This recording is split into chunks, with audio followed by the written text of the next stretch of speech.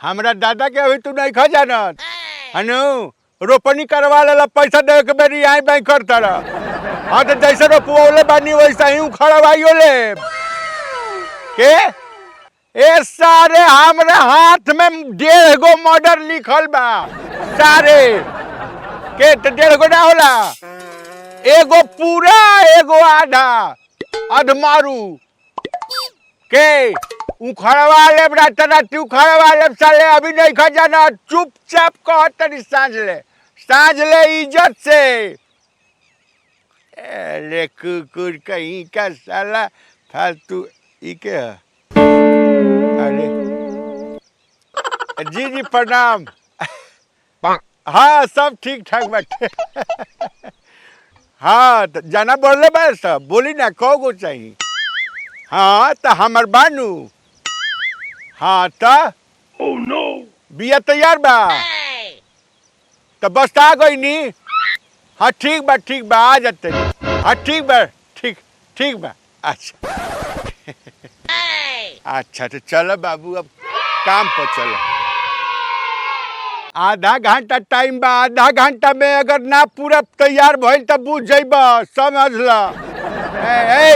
तू लोग जल्दी हाथ चलावा। हो जाए चाचा आधा घंटा में हो जाए। जा तब पड़ा पर का चाल। अरे बढ़िया पनिया उनिया में का पियो लो बता। पानी का पीबा लो बताओ लो।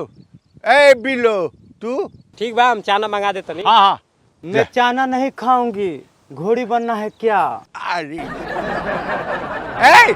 तो का खइबा। मैं चाउमीन खाऊंगी। चाउमीन कहाँ मिलता है मध्य अभी चाउमीन कहाँ मिली तब का खइबा हो।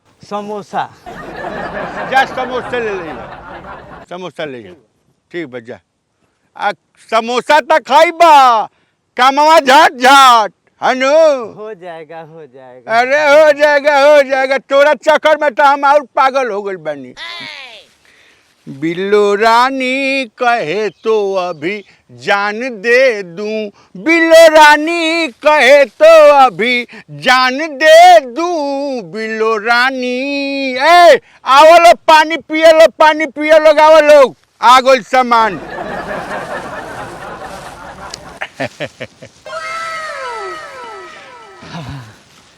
देखिए ना मेरा कपड़ा कितना गंदा हो गया। बात तोरा कहले रहनी हनु कि छोट कपड़ा पहन के आई है। अब कौन धोएगा। बात तोरा सुन है ले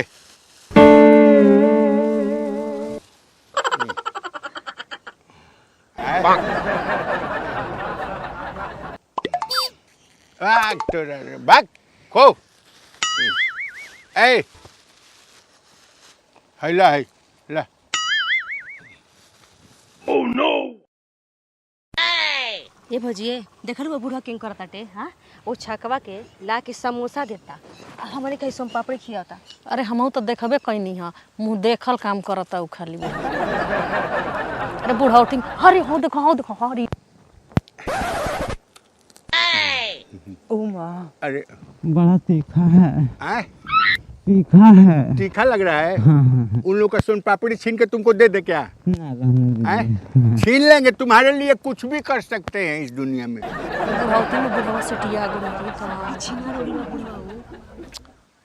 अरे हेकरो के अपना संगे काम पर रखे लायक नहीं खे देखा था नहीं सब इज्जत। हाँ खाओ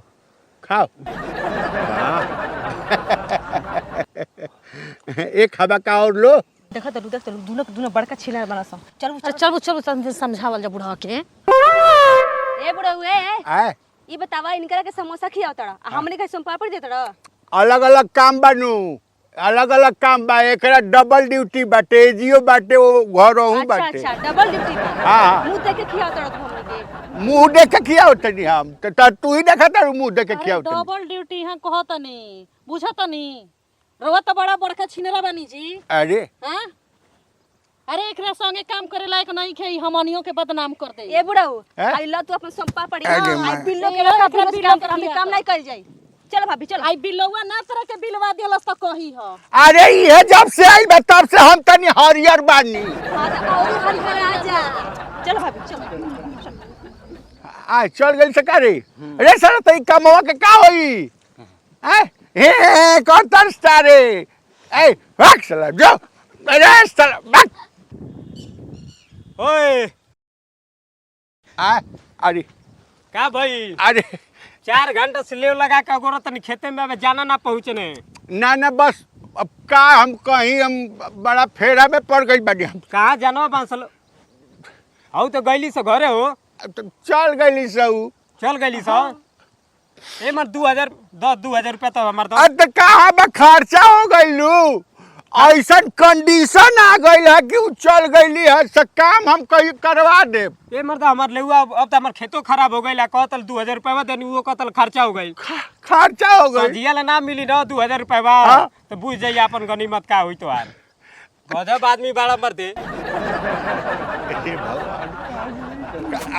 राजा जी क्या रे अब कुछ नहीं होगा, क्या होगा हम लोग रात के रोपेंगे। अब साला रात को रोपेंगे यार 2000 का चूड़ा लगा है साला राजा रात जी उल्लू है क्या रे साला मुझे छोड़ के मत जाइए ए राजा जी, कहता साले हाथ ज्यादा मारा बेके बम की ठीक है भाग साला हमको छोड़ के मत के जाइए। छोड़ के नहीं जाइए साले मैं मर जाऊंगी। मर जाऊंगी 2000 का चूड़ा लगवाए ना साला भाग साला ए राजा जी पारजा जी साले राम राम सलाम जय हिंद नमस्ते आप सबके सेवा में तत्पर फेकू बाबा है ना।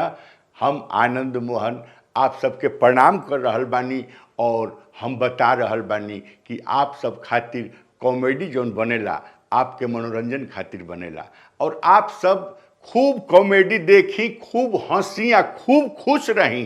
खाली यूट्यूब पर जाई, फेसबुक पर जाई, कतहीं खाली लिख दी आनंद मोहन कॉमेडी, बस ये लरछा आ जाई आ खूब देखी ना, पूरा परिवार के संगे देखी, खूब हंसी। आप हंसी ले तो हमरा बड़ा अच्छा लगेला। रुआ देखी ई वीडियो, रुआ देखबे कैनी है। ई नया सीजन के बढ़िया वीडियो बाटे आप सबके मनोरंजन खातिर। आ ओकरा के सब्सक्राइब नहीं कैले चैनल तो सब्सक्राइब कर दी, शेयर कर दी कि रुआ माध्यम से और लोग जौन बाटे हंसो, लाइक कर दी आ खूब हमरा के आशीर्वाद दी, हमरा टीम के आशीर्वाद दी। तो फिर से प्रणाम, जय हिंद, नमस्ते।